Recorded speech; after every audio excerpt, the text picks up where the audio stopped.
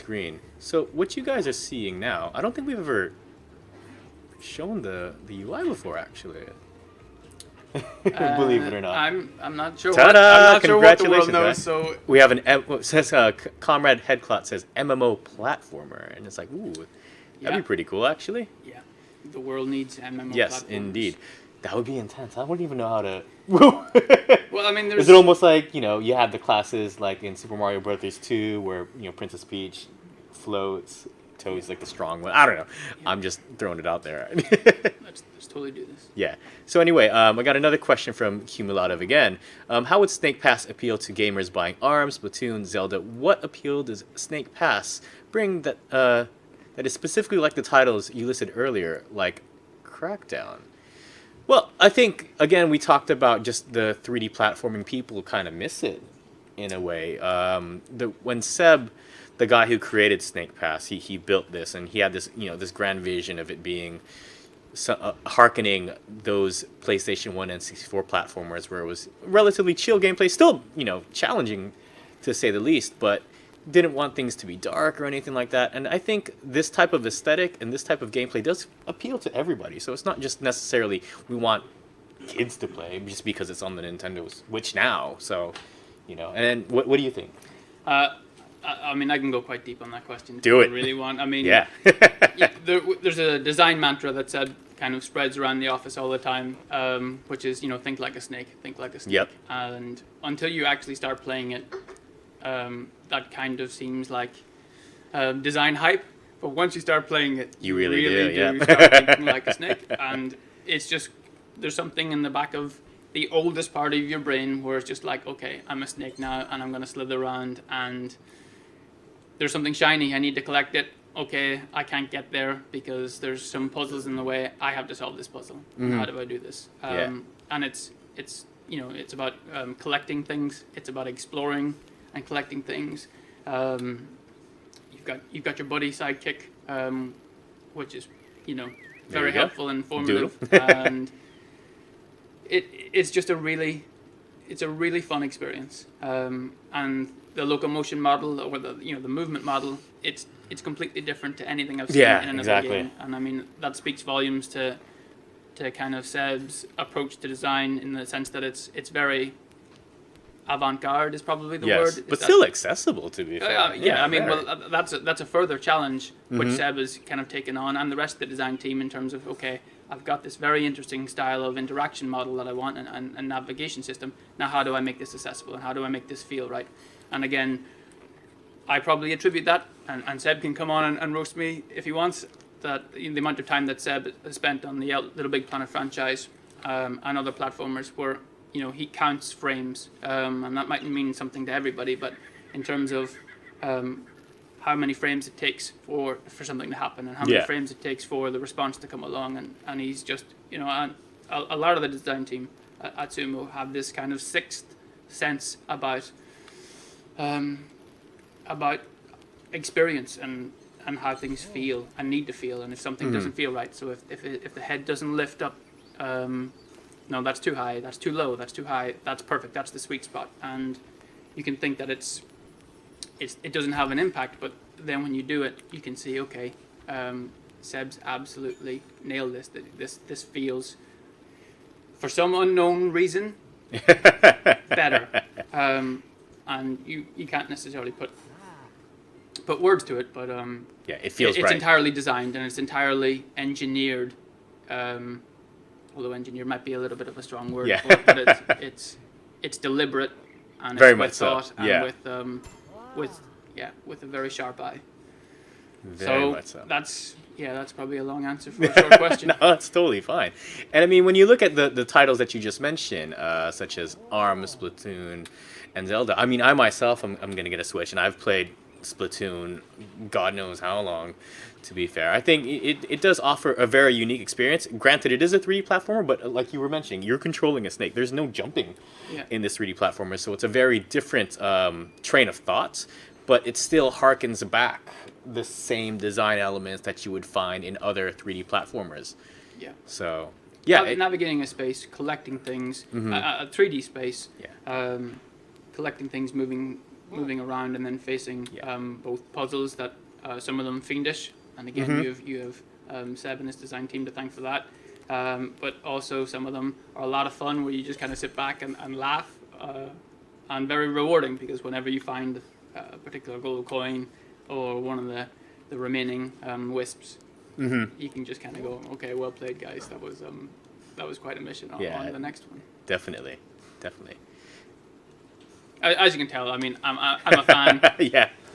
I guess that's I'm being too subtle about and it. to be fair, it helps in terms of building the game as well. On top of that, I mean, all of us are. I mean, majority of us are gamers, like straight up here at Sumo. So it's really nice to be able to put our experience both behind the controller and also behind all the different games that we've designed into that. Just so you know, I haven't mentioned this yet, but this is actually the Switch version that we're playing on as well. So it's looking pretty darn good, to say the least. I'm currently playing with a split Joy-Con at the moment, so that's why my arms are just like spread out like that. Too bad I can't show you anything at the moment, but do know that it is working currently on the Switch at the moment. So yes, it's not just announced; it is pretty much good to. Well, not good to go, but because we're still getting there. Yeah, we're definitely still getting there. I mean, it looks. I mean, we've got a lot of big TVs here. Yeah. And every so often, Code will have a review of a particular feature. I just came out of one about 10 minutes before this, and while we're discussing something quite technical, whether it's lighting implementation or other, a lot of the times we do just turn around and go, wow, this looks great. Yes. And it's nice to be able to just turn around and take a moment, after having a argument about something or whatever, just turn around and go, okay, well, let's have a truce. Yeah, indeed. But this looks great. Yeah, it does look great. I mean, I remember when we first got the kits in, and I think it was mentioned in an interview that Paul Porter, our COO, said, it really, because of how Unreal and Nintendo have been working together for the most part, getting Unreal Engine working on the Switch, we got it at least running in a week. So they say. A calendar week, maybe? Yeah. Maybe like a... let's go with a week. Yeah, we'll go with a week. To say. Not a week to say. Yeah. But, I mean, for something like that, for it to be playable, obviously, things like optimization and everything like that needed to be done. But it looked great, you know. Obviously, things needed to be changed at some point. But being able to play it in your hands as well is a very unique experience, and it's cool to see that there's hardware nowadays that can provide that. And if you want to just plug it in and play it the way we're doing it now, it's great. I mean, there's a lot to say there. And of course, that doesn't take away from the other versions as well. Just again, the Switch is Nintendo's really trying to provide a unique experience with the Switch, and it does that. Yeah, it really does. I mean, there's a lot there. The fact that Nintendo are working so closely with Epic, it's great. I mean, it's really going to enable and empower a lot of people to get great games on Switch fast. Yeah. And I'm sure between Epic and Nintendo, they've got updated release lists as to what's coming and what's underway. Yep. So that's great. But the idea of new hardware arriving and within a week-ish, the game up and running on it is previously unheard of, I guess. Yeah. Whereas it's very clear that there's been a great working relationship between those two people. Mm-hmm. And it also speaks volumes for, again, going back to Epic's engine architecture. Yeah. In terms of how they pretty much define their interfaces, and they can very quickly add a new platform without breaking the existing implementations and having on-par functionality for everything across the board, for the render, for the file systems, for their input model. Mm-hmm. They're very, very clever people. Yes, indeed. And it was interesting, there was just a recent article saying Miyamoto and the Nintendo team feel like they've done well with Unreal Engine, even though they're not necessarily using it with their own projects themselves. That's that's great praise, at least from them anyway, because they always use proprietary engines and whatnot, and they make some beautiful things. And if the, I would like to see them actually do a project in Unreal, to be fair, considering you have so many other Japanese developers embracing it, like Square Enix and stuff like that too. So Capcom with Street Fighter, the whole nine. So got an interesting question here. I don't know if you might be able to do this because my Unreal knowledge isn't that great. Say, hey Sumo, is it possible to play Snake Pass split screen multiplayer if you enter the command debug create player one? Well, we're working on a proper build right now, so this would be a final. Yeah, package. this is at the moment. So I no, don't we couldn't do think it we'll have here. any console, But in terms of that question, that's probably something for design to discuss.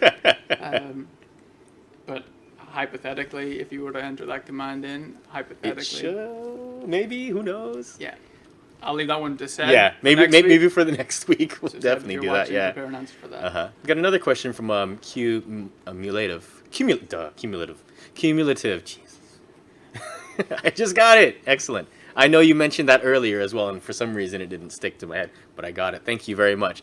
So it says if Snake Pass doesn't sell well due to either Mario or Ukulele overshadowing it, or due to being a multi-platform release, would you be inclined to abandon the platform or try something else in it? Now, we don't necessarily try to look too far ahead into these things. Our biggest focus right now is to make this game and make sure that we do feel that this is a good game for that particular platform as well.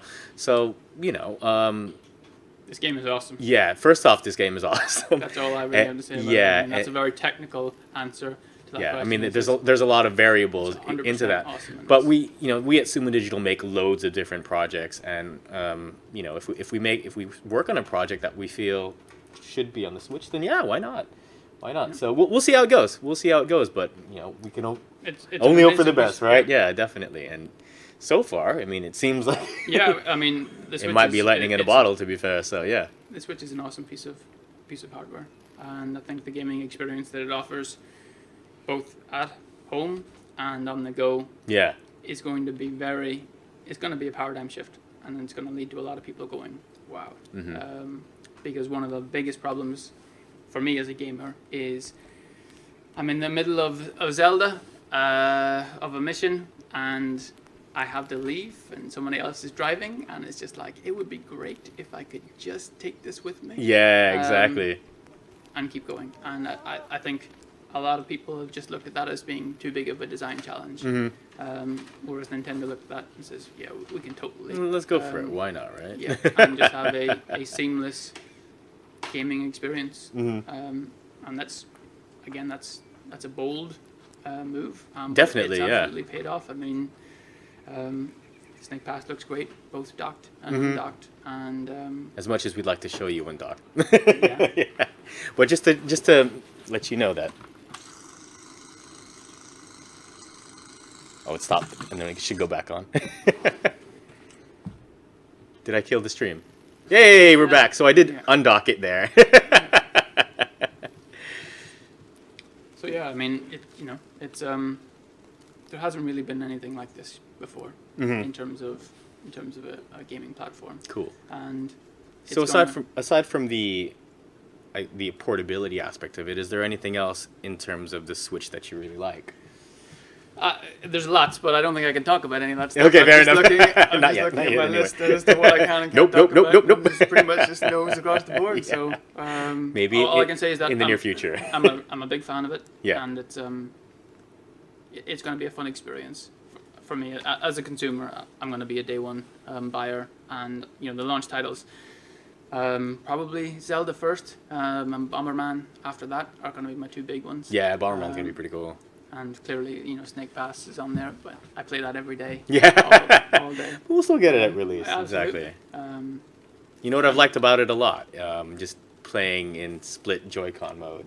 Yeah. Just having my hands free, not necessarily tethered to... Yeah. Yeah, so that'll be awesome. And I also can't wait for ARMS as well, because that looks fun. Just want to punch fools and everything like that, so that should be pretty good. So, I mean, do you think there's anything else? What else, I guess, from the top of your head in terms of, developing for Snake Pass, do you feel you might want to let people know? out there? I'm just looking at my cue cards here that I'm not going to pretend like I don't have. So I think the development of it, specifically for Nintendo Switch, has been helped a lot by the fact that Nintendo offer a lot of support to the third parties, Yeah. to the developer forums that they keep. There's a lot of kind of quick turnaround times. If you've got questions, you can get them through to them. Yeah, or it's not hardware just specific. fluff that they say during No, media. no, a lot of they- people are getting Yeah. that support that they need. Yeah, and definitely. and it's fast. They update their SDKs with additional functionality quite regularly, especially in the run up to launch, and they communicate that very quickly. So that, I mean, that's always helpful. And likewise, in terms of Epic, they're also fast and furious.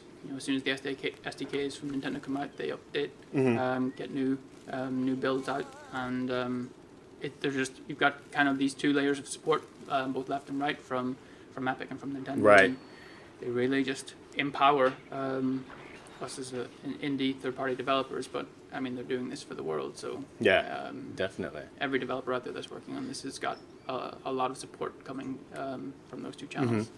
So, quick question. Well, maybe not so much a quick question because you've been in the industry for a while and everything like that. How many years? Just out of curiosity. About 5 or 6 years here. Well, here about 4.5 years, and about 2.5 years back in Ireland. So let's go with 6.5. So, 7, yeah. so were you around the advent of the PlayStation 3 and Xbox then? Yeah. Ish. Yeah. So how does it feel working with a new console then? I guess using that experience from there, and then obviously, with the PS4 as well, so Well, on and so forth, yeah, and now with the Switch. The PS4, seeing that kick off with the for a Little Big Planet 3. Oh yeah, that's right. We Yeah, were on that. yeah. So It's been so long. that's again getting used to the idea of new hardware, new challenges, lowered, or there's just a lot more assistance. And that kind Right. of goes back to whether it's an online community, or whether it's private dev support from Epic, or whether it's private dev support from Nintendo. There's just a lot of people involved in making developers get the most out of the hardware and get the most performance out of the libraries and the middleware. And I don't think it's ever been, at least in my experience, I don't think there's ever been that much help. Yeah, it's more accessible. Yeah. Definitely, especially for indies as well. Yeah. So we're just I mean, garage developers. Yeah, I mean, there used to be things like Gamebryo and Oh god, yeah.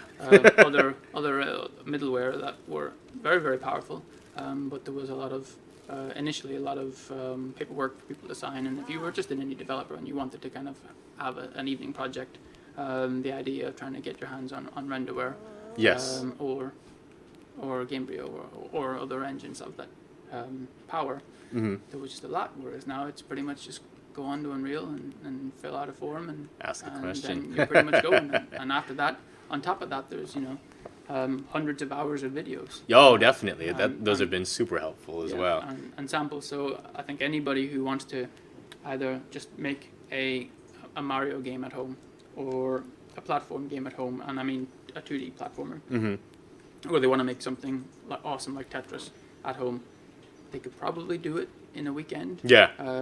After spend a day and a half watching some videos. Because you don't have to know coding anymore. I mean, the blueprint system itself is just like right there.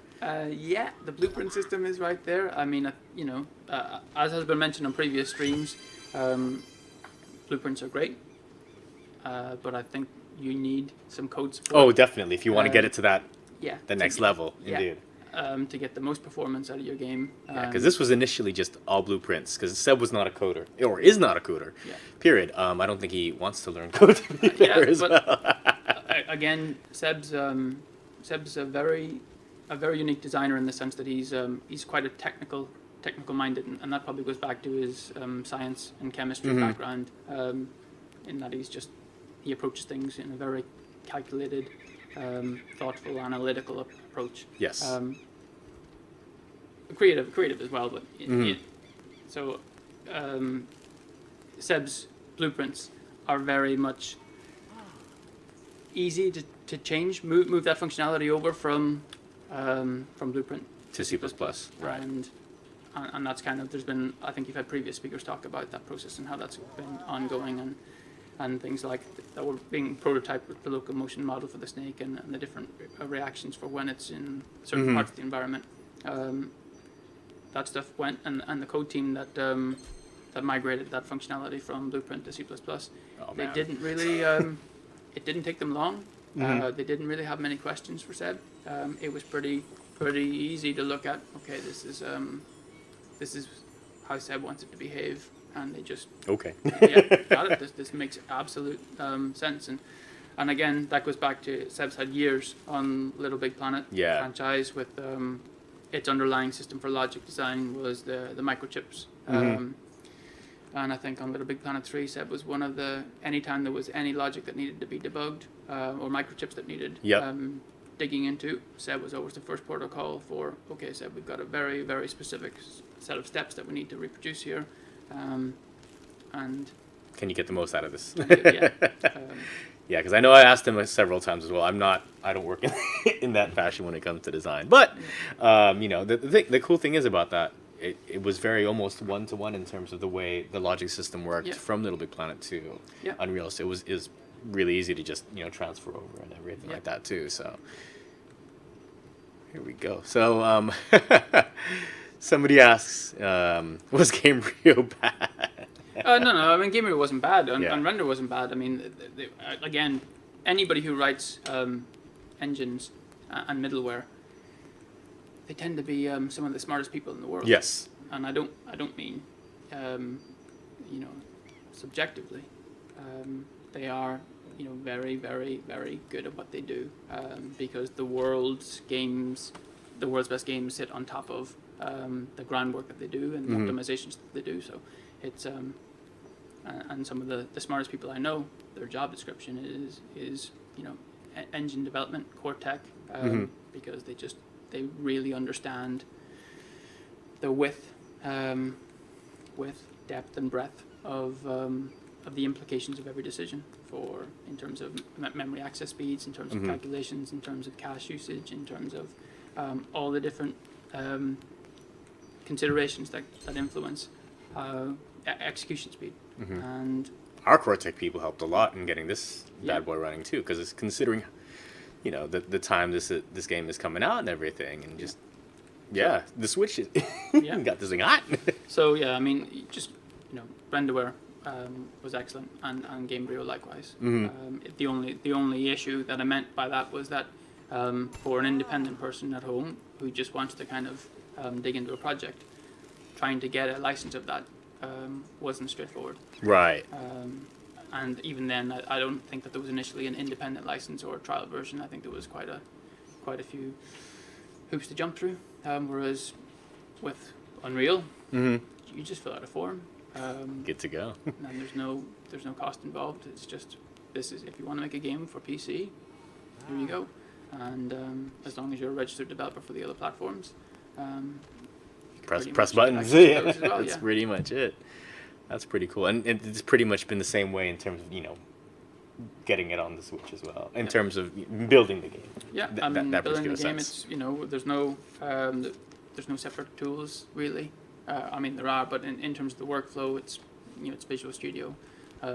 It's compiler run. We just changed to a different build configuration and target, and that's it. I mean there's some stuff in the Nintendo SDK, and there's some that I probably can't talk about. Nope, probably not. It's okay. Don't worry about it. But all platforms come with tools for profiling and inspection, and kind of seeing how your code is running and how you can make it better. And they may or may not exist on the Nintendo SDK as well. Right. So believe. Basically. But we got another question, actually, from Comrade Headclot once again. Will there be a physical version of Snake Pass? Currently, it is a digital title only. That's the question for this guy right here. Yeah, but keep tweeting us. Things do come true sometimes. But these are things that we always have in consideration, and we currently can't speak to it right now. Yeah. But it definitely is a digital title when it releases. Yeah. So there's that. So what did you do prior to becoming programming in games? Because a lot of us who because I've spoken to a lot of designers and everything like that from here, and including myself, we didn't come from a game design background. So Well, I mean, I studied computer science and Yeah. applied computing back in Ireland, and worked for a couple of game studios back in Ireland as well Okay. before coming here. So, and even when I was at uni, all my projects, which would have been kind of so right out the gate. would have been vanilla computer science style assignments. I would have always tried to put a game spin on it. So Uh-huh. if it's if you're trying to demonstrate an algorithm or complexity for insertions or deletions Mhm. or searches, I just kind of wrapped that up in some kind of. I remember card games. Like Yeah, 21. that's really the easiest way to do it, isn't it? Yeah. Because I remember doing that as well when in my computer science classes. Yeah. So that was it. Simple way to show logic. Yeah. A game. Yeah. Either that or what is it? An ATM machine. Yeah, that's it. Yeah, and I mean, there was also like, and then when we started doing some graphics papers, then it's like I can remember Who Wants to Be a Millionaire was a really big show at the time. Mhm. Everybody was going nuts about it, so that was another part of taking card games and taking some visuals and adding some Who Wants to Be a Millionaire on that. And Mhm. I can remember Nice little being wrapper. Pretty fun one. Yeah. So yeah, it's been fun. Yeah.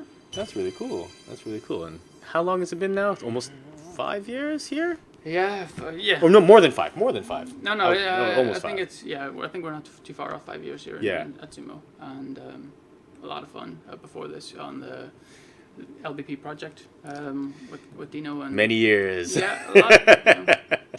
But again, that was a great game, and a lot of originality, and a lot of the team that are on this or on Snake Pass were involved in the Little Big Planet games, and they can kind of you can kind of see how the design team are very fun focused, Yeah.